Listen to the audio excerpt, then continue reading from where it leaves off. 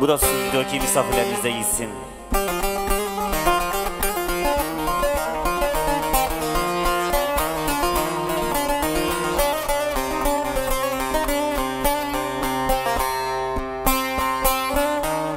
Parsel parsel eylemişler dünyayı,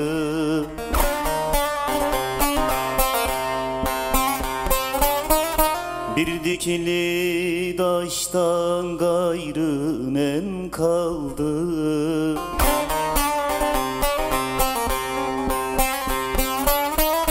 Dost köyünden ayağımı kestiler.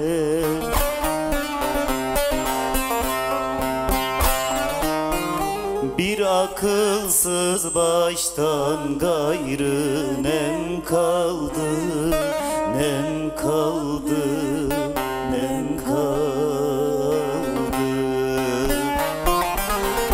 Bir akılsız baştan gayrı nem kaldı, nem kaldı, nem kaldı.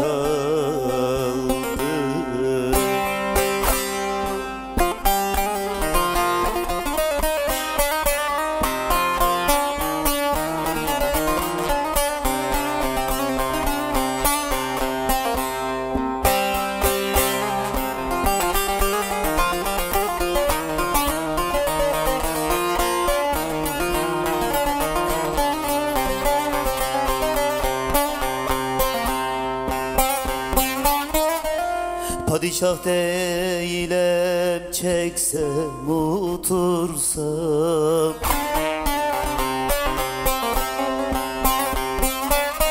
saraylar kursam da asker yetirsem,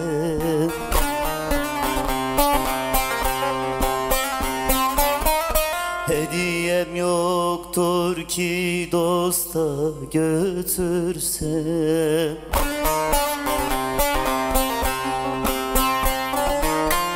İki damla yaştan gayrı nem kaldı, nem kaldı, nem kaldı.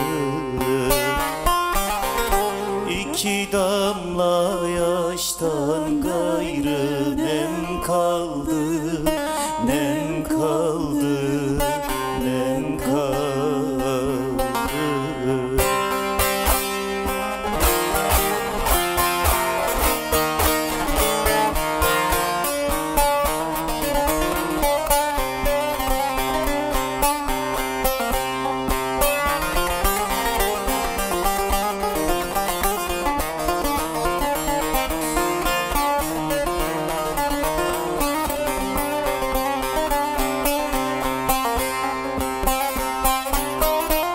Mahsur şerifim çıksam dağlara,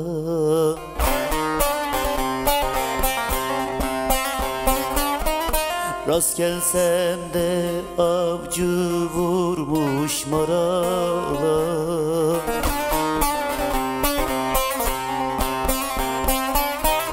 Doldur tüfeğini beni yarala.